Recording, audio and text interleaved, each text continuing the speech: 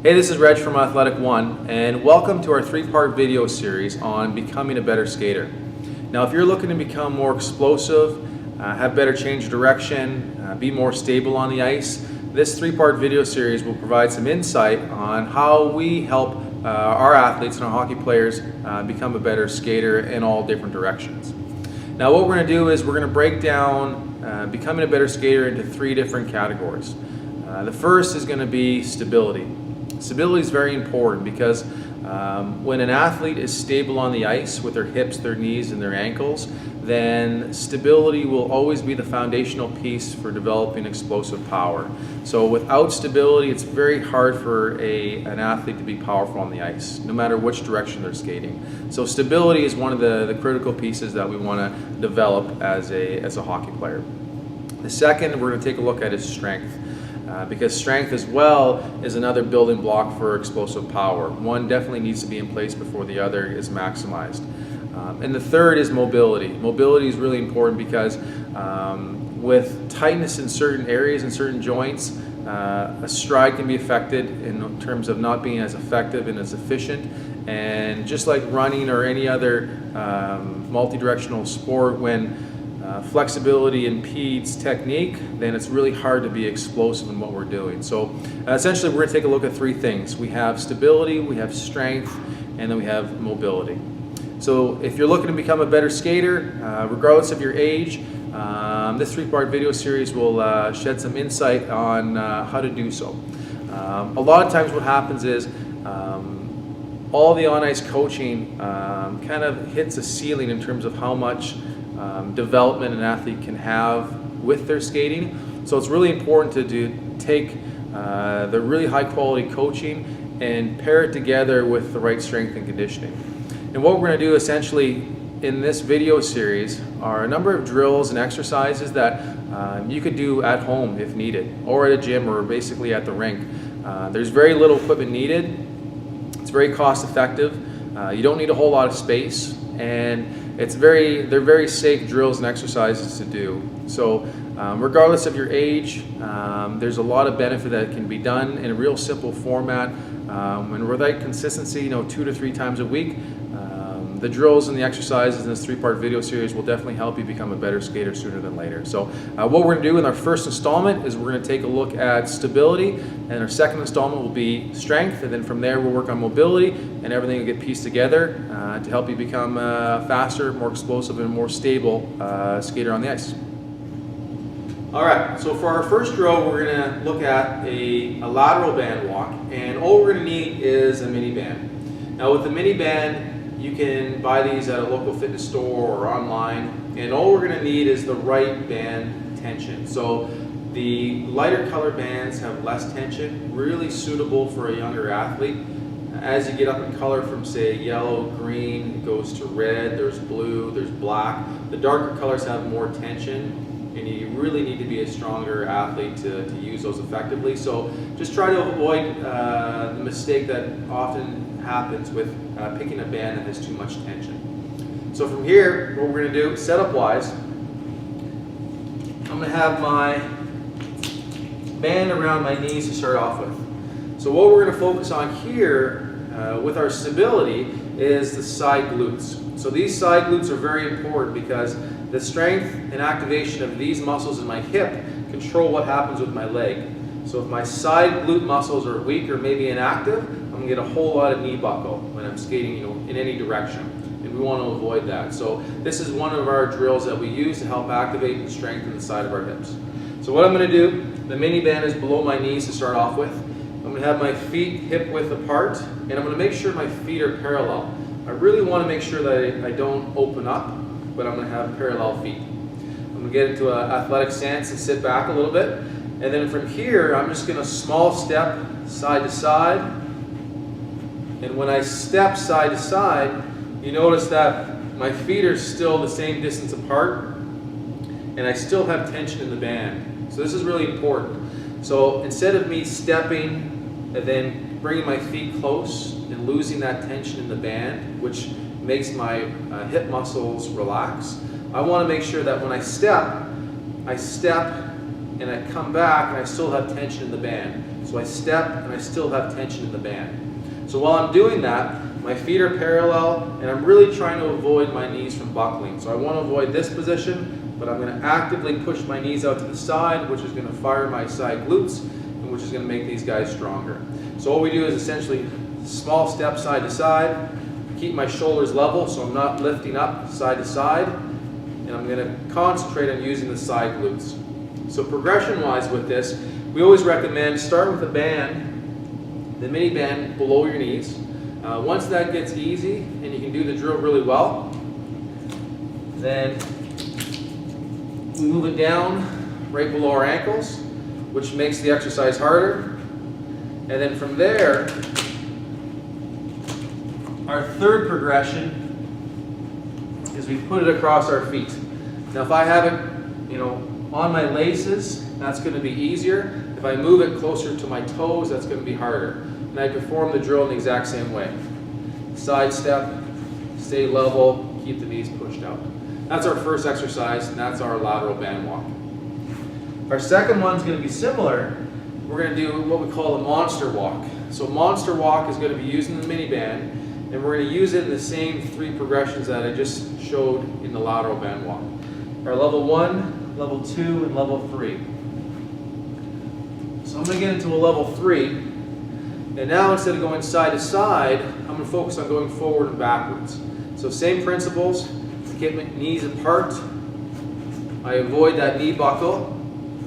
I stay level with my shoulders. And I'm just going to focus on, again, keeping feet parallel and making sure I don't rotate internally. And again, we're going to feel this in the side of the hips, but also the front and also the back. So we're hitting our hips up in all three positions, and that way we're going to get more stability in our hips, which again will make sure that our knees are less likely to buckle when we're on the ice. So there's our first two drills. We have the lateral band walk, and we have the monster walk going forward and backwards. So for our third drill, we're going to get into some jumping progressions. And one thing that's really important when it comes to using jump training as a tool to become more powerful, one important piece that often gets misunderstood is the importance of stability and technique when we're jump training. I know for myself, when I was a younger athlete, I didn't understand the benefit of having stability and technique when jumping. A lot of times people will think plyometrics are the best, be explosive, make the jumps really high impact, try to jump as far as you can. But in reality, there's so many different levels of jump training that if we go from a level that's basic to advanced and we're not ready for the advanced level jumps, there's a higher risk of injury and the benefit's really going to deteriorate. So we want to make sure that the foundation of plyometrics is in place first. So what we're going to initially do is, because hockey's played mainly on one leg predominantly, we're going to look at some single leg jump progressions and do so with some progressions that will you can pick and choose to see what is best for you based off your own stability level. So initially, I'm going to get into, before we start jumping, I'm going to get into what we call an athletic position. And we're going to do this on one leg. So I'm going to initially set up here. So I have my knee in line with my hip. I have my toe pulled up to my shin. And I'm going to have my arms up. And for a lot of athletes, this first level right here is a ton of benefit. Okay? So if you're stable enough to hang out in this position, then we're going to go from this single leg position to a snap down, from here to here. So as we snap down, we want to start off with a slow snap down, and when we do that, it's all about hitting the position with good balance and trying to minimize your knee buckle or any side-to-side movement. Because what we're doing here is we're putting the technique into place on how to properly land and how to properly jump. And that way, it builds a stability which will lead into more power development in the future. So again, from the side, I'll be here. I'm going to have my knee up to my hip. My toe is pulled up to my shin, so I'm not toe down, but I'm toe up. Arms are straight up.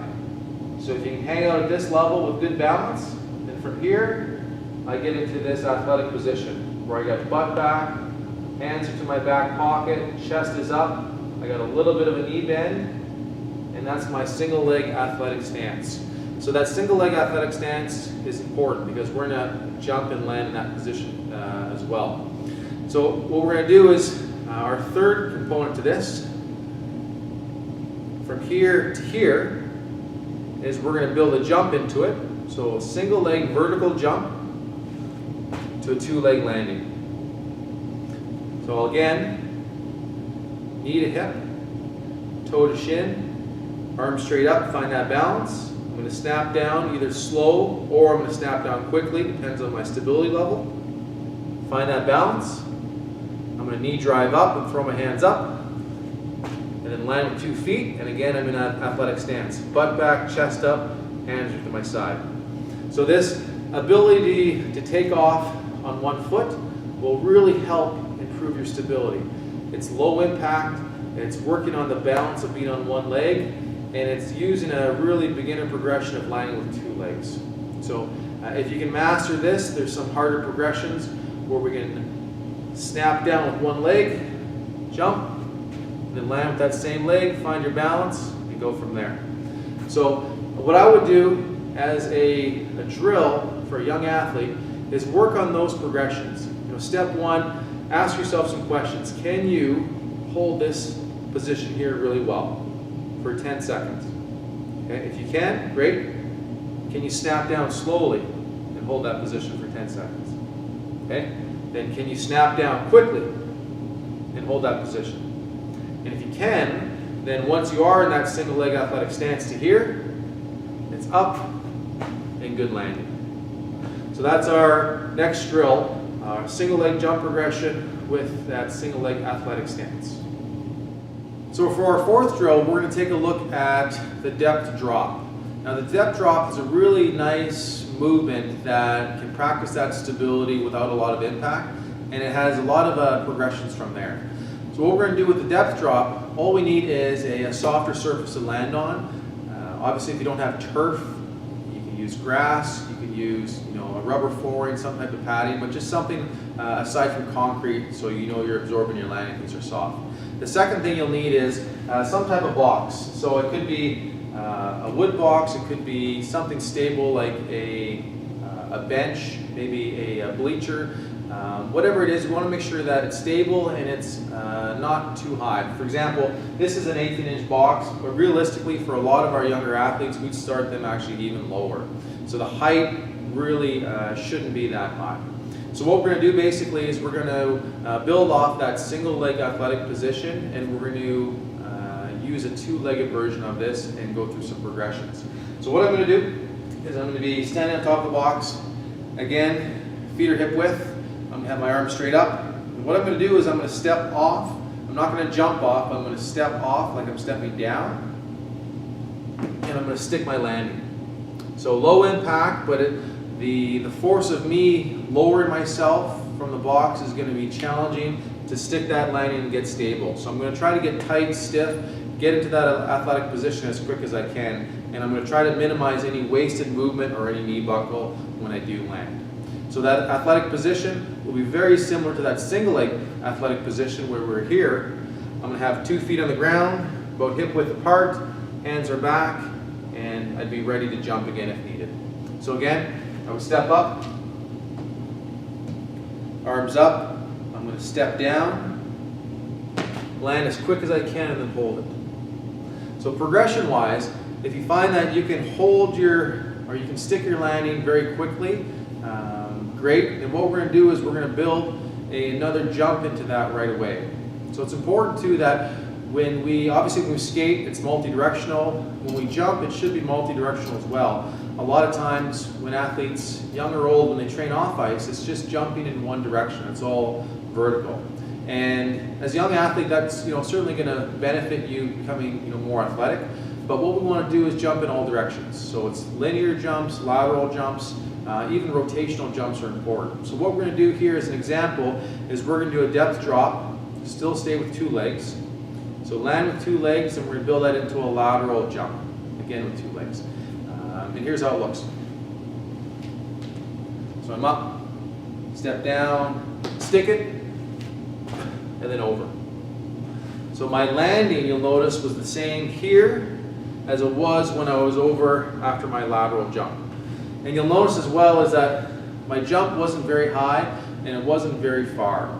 Now, progression-wise, with this depth drop, a good way to set it up is start with obviously a smaller box, stick your landing, master your landing. Once you can do that, if you can depth drop and land quickly and find that good landing position right away, then remove the pause on the landing and jump right away. And then as you get more proficient with changing direction from this position to that position, then what we want to do is add more distance and power into our jump. So I only jumped a couple feet, but if you're stable enough when you land off the box to here, jump as far as you can. A good way to gauge is if you jump too far and your landing is sloppy, maybe you're down in this position or you're off balance, jump less, don't jump as far. Jump as far as you can with sticking the landing really well. And that way you're working on your balance, plus you're starting to get into more power development because you're developing, you're getting more advanced with your skills and your stability. So that's an excellent drill to combine with the other 3 ones. Lateral band walk, monster walk, the single leg snap down to athletic position progression, and we build that in with a depth drop. There's 4 simple, easily done in any type of situation type drills, so you don't need a lot of equipment. Time-wise, if you were to allocate maybe 10 to 15 minutes, 2 to 3 days a week, that'd be plenty, and you'll find that by doing these drills and focusing on stability and quality, then that'll really help you lay the foundation for becoming more explosive both on and off the ice in the future. So there's our 4 drills that are very beneficial to use. Try those out for sure. Get really comfortable with them. Go through some of the progressions. And what we'll do is in our second installment, we'll take a look at the essentials of strength training. And then from there, we'll look at the mobility and we'll piece everything together to help you become a better skater. So that's our installment 1. Give those a go, and I'll talk to you soon.